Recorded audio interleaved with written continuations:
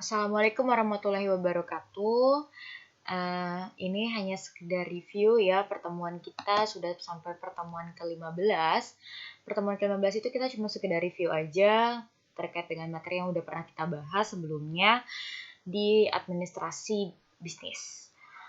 Terkait dengan pertemuan 9 tentang entrepreneurship ya, kewirausahaan.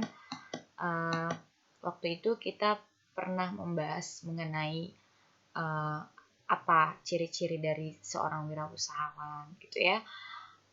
Yang pastinya yang perlu kalian tahu, seorang wirausahawan itu ya otomatis dia harus memiliki rasa keberanian gitu ya untuk bisa mengambil suatu resiko tentunya, karena nanti kedepannya pastinya akan banyak sekali permasalahan terkait dengan bisnis yang dijalankan itu.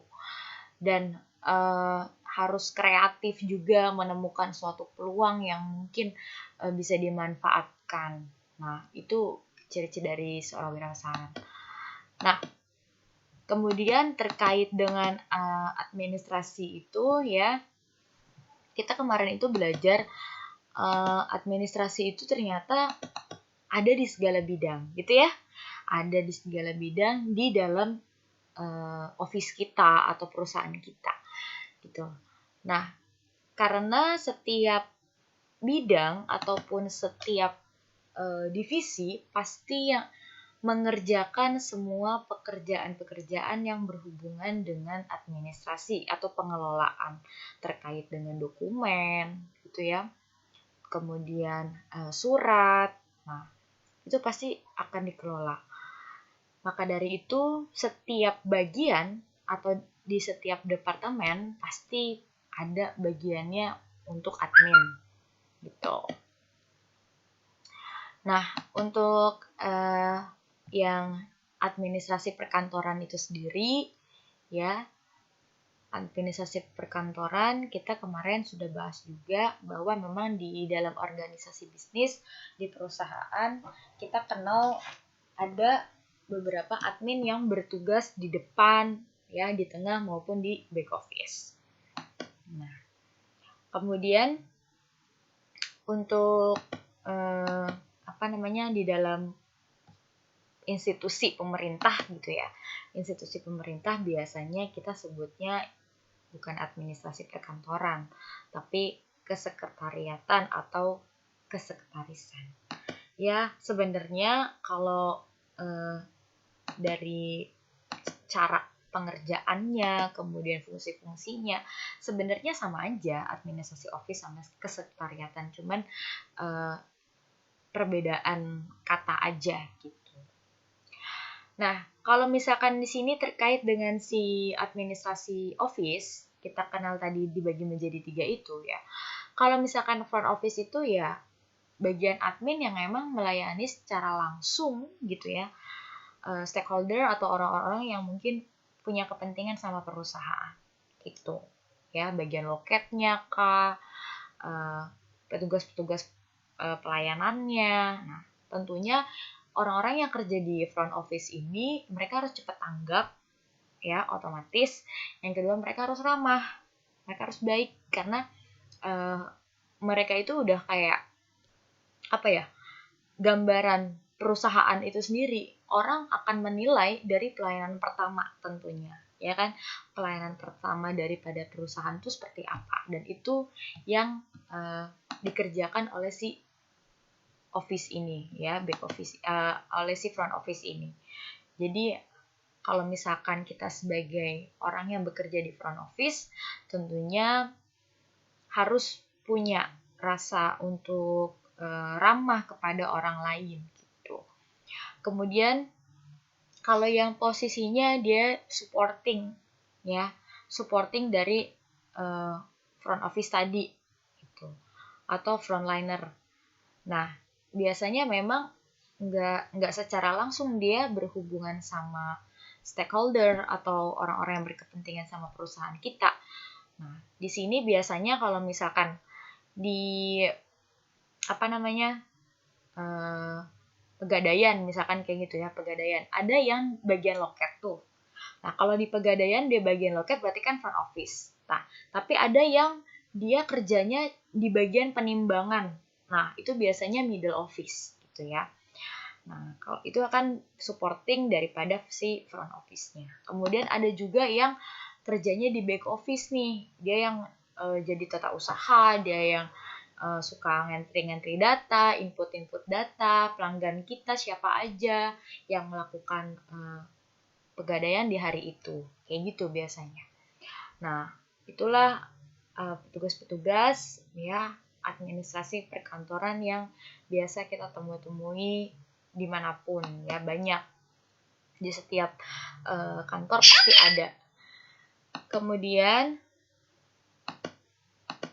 untuk yang selanjutnya ya, di bagian lain tentunya ada bagian administrasi lain ya, tapi di sini bagian personalia. Jadi setiap divisi pasti ada bagian adminnya, karena mereka yang namanya di perkantoran ya pasti mengelola dokumen-dokumen. Tuh otomatis mereka ada bagian adminnya. Nah, kalau yang ini bagian personalia. Biasanya orang-orang yang bertugas di administrasi personalia, dia bukan cuman memiliki gelar untuk administrasi aja ya, tapi ada juga beberapa yang mungkin latar belakang pendidikannya nggak harus admin gitu ya, bisa aja yang berkaitan langsung dengan SDM ya, jurusannya misalkan manajemen sumber daya manusia, boleh bekerja di bagian administrasi personalia. Apalagi kalau yang udah pas seperti itu, biasanya mereka akan lebih mengenal yang namanya sistem-sistem kepersonaliaan ya, kayak misalkan rekrutmen, terus bagaimana kinerja karyawan, menilai kinerja karyawan, kayak gitu ya. Nah, terus kalau misalkan yang namanya administrasi personalia gitu ya, pasti juga melaksanakan pekerjaan terkait dengan remuneration management ya. Nah, ini nanti terkaitnya dengan bagaimana kita memberikan sebuah imbalan gitu ya, atau sistem penggajian kepada karyawan-karyawan kita. Kita harus belajar juga mengenai hal tersebut. Karena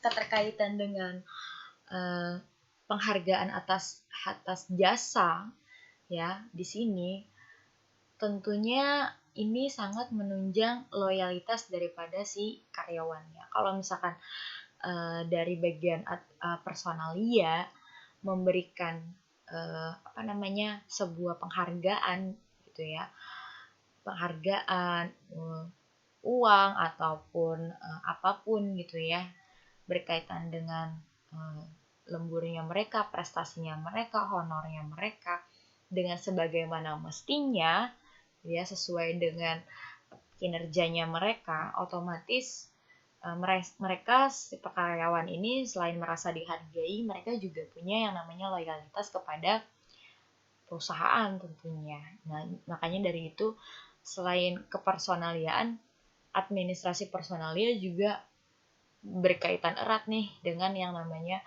sistem penggajian kayak gitu. Nah, kemudian ada juga keterkaitan dengan perusahaan. Kalau misalkan perusahaan itu punya kerjasama terkait dengan asuransi gitu ya, atau jasa kesehatan yang mungkin, atau asuransi jiwa. Nah, biasanya administrasi personalia juga berkaitan erat dengan itu ya, mengurus segala sesuatunya. Apa kalau misalkan ada dari karyawannya kecelakaan kerja, ada yang dari karyawan yang mungkin terkait dengan kesehatan ya, mereka biasanya yang memberikan fasilitas kesehatan maupun asuransi jiwa kepada karyawannya. Nah, itu juga salah satu pekerjaan dari si administrasi personalia. Jadi bukan cuman rekrutmen seleksi doang gitu. Yang kita tahu personalia cuman itu aja gitu ya. Nah, jadi ternyata banyak hal yang dilakukan sama si administrasi personalia gitu. Ya, ini macam-macam tuh terkait dengan hospital, asuransi, bahkan training gitu. Ya, semua yang mengelola yang administrasi personalia. Kemudian kalau misalkan ada hal yang memang terkait dengan karyawan harus pindah tugas, mau naik jabatan, itu semua yang koordinir apapun itu terkait dengan tempat mereka pindah tugas, kemudian surat-surat, itu semua yang ngurus adalah administrasi personalia. Bahkan sampai kalau ada karyawan yang di PHK sekalipun ya, yang mengurus surat-suratnya adalah administrasi personalia. Jadi terkaitannya sama karyawan tuh ya. Oke, itu terkait dengan administrasi personalia. Nah, kemudian untuk administrasi pembelian dan penjualan, yaitu paling terkait dengan otomatis bagaimana pada saat perusahaan itu membeli bahan baku atau barang dagang gitu ya, mereka yang akan melakukan pesanan, mereka yang akan mencatat, mereka akan yang memberikan surat-surat penawaran segala macam, kemudian surat-surat permintaan gitu ya terhadap barang. Nah, itu ya, karena ini berkaitan dengan pembelian dan penjualan. Semua sampai dengan barang itu dibeli ya, dan untuk penjualan sampai barang itu dikirim, alurnya dan syarat-syaratnya tentunya yang mengetahui segala prosedurnya itu adalah si administrasi pembelian dan penjualan. Jadi kita belajar nanti untuk UAS itu dari yang pertemuan 9 sampai pertemuan 14 ya. Nah, untuk yang pertemuan 13 tentang administrasi pengadaan barang atau jasa, nanti berkaitan sama si pembelian tadi nih, ya. Kalau ini mereka-mereka kan otomatis ada yang di bagian pembelian ya, perencanaan, ada yang di bagian pengadaan gitu. Nah, kalau misalkan mereka ini otomatis ketika memang harus dilakukan pengadaan barang, mereka harus kontrol dulu, harus lihat dulu apakah barang-barang yang mereka beli ini gitu ya, emang sesuai atau tidak dengan kebutuhan perusahaan. Kemudian setelah diterima harus dilakukan apa lagi, itu kualifikasi apa lagi sampai barang ini nanti akan diolah gitu. Nah, sampai dengan ke unit produksi. Itu yang dilakukan oleh pengadaan barang. Kemudian untuk yang terakhir ya, inventory dan pergudangan, yang terakhir kemarin kita bahas gitu ya. Ini hanya sama sih seperti yang tadi, cuman kalau ini lanjutannya gitu ya. Bagian inventory itu berkaitan juga sama yang tadi, si administrasi pengadaan dan juga administrasi pembelian gitu ya, karena ini berkaitan dengan persediaan. Ketika mereka udah memiliki persediaan yang menipis, otomatis mereka akan melaporkan hal tersebut gitu ya.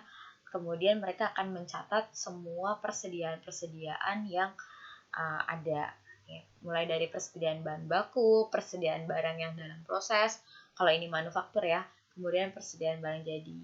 Kalau untuk perusahaan dagang ya, persediaan barang dagangnya apakah masih ada stoknya atau tidak, karena nanti berkaitan dengan penjualan gitu ya. Nah, kemudian bagaimana persediaan tersebut di gudang atau bagaimana penyimpanannya di gudang.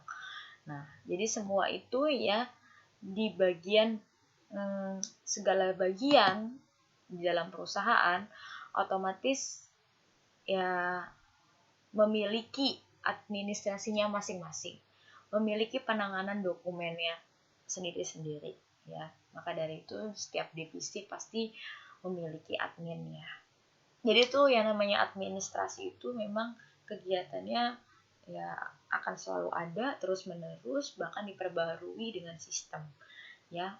Walaupun sekarang semua apa-apa serba sistem, ada di sistem sekalipun ya, tidak manual lagi seperti dulu diketik manual atau tulis manual, ya tetap saja kegiatan itu akan terus ada gitu ya. Sekarang kan apa-apa backupnya pakai sistem, bukan lagi ada lemari arsip yang mungkin gede-gede banget atau bahkan ada ruangan khusus arsip yang besar banget, enggak. Tapi kalau misalkan sekarang kebanyakan udah semuanya udah serba hard disk ya, udah di input segala macam melalui sistem, tapi tetap aja itu nama kegiatannya adalah kegiatan administrasi. Dan di semua departemen memerlukan adminnya masing-masing. Jadi kalian kalau kalian ada di dalam jurusan administrasi ya, berarti kalian benar-benar diperluin banget sama perusahaan ya. Semua jenis perusahaan itu pasti memerlukan bagian admin. Jadi kalau misalkan apalagi kalau udah kekurangan admin gitu kan ya, pasti cepet-cepet mau rekrutmen admin baru tentunya. Karena bagian administrasi ini sangat penting, jadi jangan sampai posisi ini kosong atau hilang gitu. Nah, itu saja yang dapat Ibu sampaikan. Semoga UAS-nya bisa berjalan dengan lancar. Untuk soal UAS dari pertemuan 9 sampai 14, terus juga jangan lupa belajar ya, dan banyak berdoa.